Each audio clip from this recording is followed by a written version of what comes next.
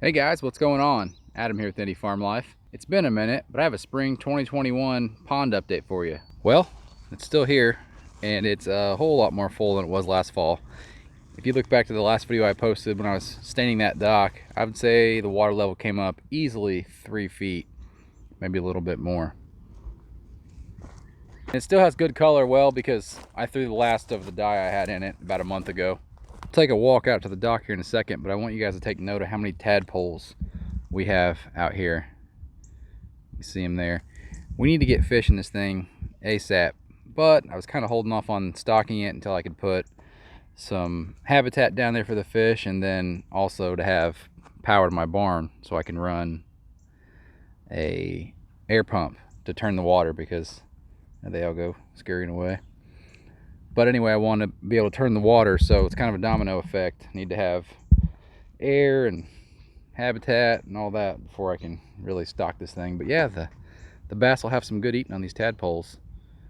At any rate, it sounds amazing out here in the dead of summer with all these frogs croaking. But up here on the dock last fall, you saw me out here with the backhoe when I was spewing hydraulic fluid everywhere. I'll link that video above if you didn't get to see it. It's always fun when the backhoe explodes on you. But these are the blocks I was moving around with the backhoe that day, and if you recall, this block here wasn't even close to touching the water. I think the water was about 1.5 feet out there, and I dredged it down pretty good right here, so I'd imagine it's probably about 6 foot deep right there. But the dock held up nicely over the winter. It's still floating. That's always a good thing. The surface area of the pond has grown significantly since last fall. As with all my other pond updates, we'll walk up to the berm because, well, without the berm there wouldn't be a pond.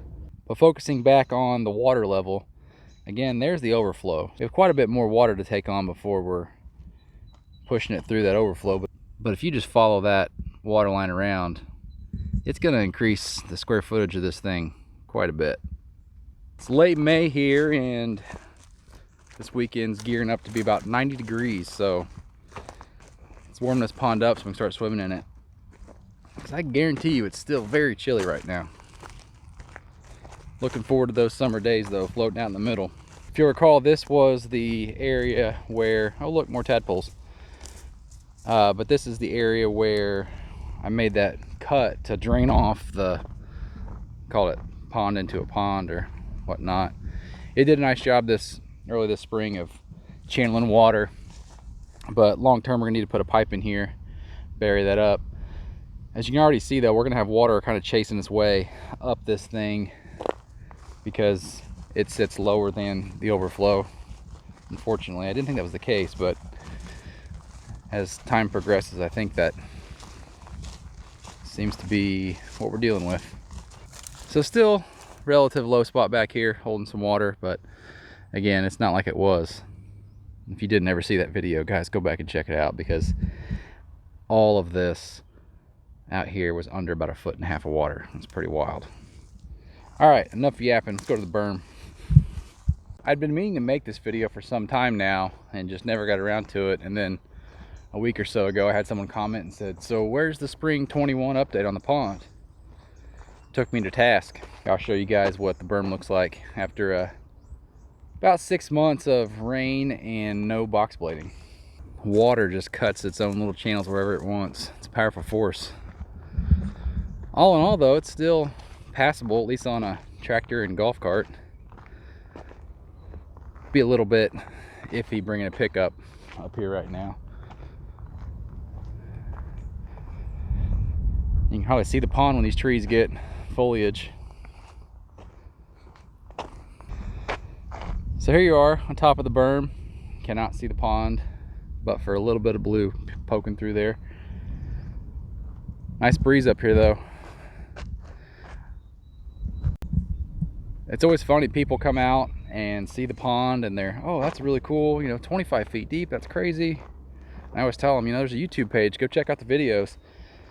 But I still think the most impressive part is when I tell them, they say, well, where's all the dirt? Because you can't see it from up there with all these Bradford pears. And I tell them it's out here and it's 300 feet long, 80 feet deep, and about 35 foot tall, and they don't believe me. I said, just march on out there and check it out. They come back out of breath. And hey, you were kidding. It's a whole lot of dirt out there. Yeah, I know. Another big channel. This here's where our sewer came out this way, but I'll get you guys a shot just to kind of give you, sometimes the camera doesn't do it justice. Someone left all their pipe laying around here. I don't know who that was. But maybe this will help paint the picture just how big this mound is. And it goes about, like I said, 300 foot that way. Corn's coming up.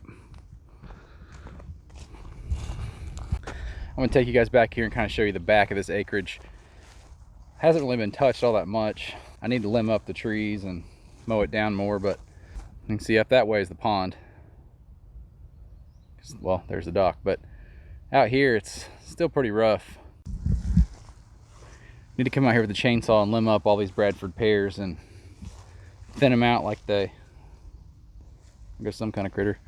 Thin them out like I did the ones out front, so that you can mostly though, so you can just mow out here. Not so much need to use it for anything, but it's hard to mow when these things are in your face. And I'll show you guys probably what my favorite view of the pond is from the north end over here, looking back toward the dock. The bank's a whole lot steeper on this side. Oh, my duck friend's back. Like I said, I think this is my favorite view of the pond. You see Mr. Duck out there somewhere. There he is, hard to find on the camera. But again, following kind of the dirt line around, you can see how much more water we have to take on out here before we're full. Quite a bit. Seriously, we're gonna have such a frog problem, which I hope doesn't turn into a snake problem. Nick especially doesn't hope that turns into a snake problem. Look at all those things. There's pockets of them everywhere. Not that they're all gonna make it, but so we need to get fish in here sooner rather than later. Old busted clay tile that kind of chases up through there somewhere and feeding the pond. So this August will be 2 years from the time we had started the pond. I think we finished it in September of 19. Farmer was right though. He said, I think it'll take about 2 years before you guys are fully full. It's not like it hasn't been usable though at these depths or this fullness. But if anyone has questions about the construction of the pond, or if you're on the fence about doing one yourself, or just kind of want more info on what we did and how we determined that the ground was going to be suitable, well, that was easy. We dug a huge test hole. But or just my plans for the pond, we have quite a few. Like I said, aeration, habitat, stocking it, and then the more fun things like maybe a rope swing at some point. I'd like to get a beach put in, which I believe is going to go somewhere around in here. Trying to figure out the best way to keep the sand from getting pressed down into the muck. There's a company out there that makes something called a muck mat, but they're kind of pricey. If I had my Mario duck hunt thing, I'd taken care of him. Oh look, more tadpoles. You'll notice too, this dock is kind of kicked off of the base up here. This wasn't fully tied back in the early spring, and wind caught that thing. I'll tell you what, it's tough to stop that thing. It's pretty heavy, and it catches a fair amount of wind actually. So yeah, we're not pulling lunkers out of here yet, but just still here, still filling up. Excited to use it and use this dock. This was one of the best things I think we could have done for this pond. And the pond's here and it's nice, but without this dock, you can't really access the water without walking through the mud. And having kids out here, it's been fantastic. Everyone that comes out here absolutely loves it, and it's hard to blame them because I sure do. So look for more videos this spring and summer about the pond, aeration, habitat, stocking it. We're always tackling new random projects, so you never know with us. So hit that subscribe button, come back and see us, and maybe come by for a swim. Take care.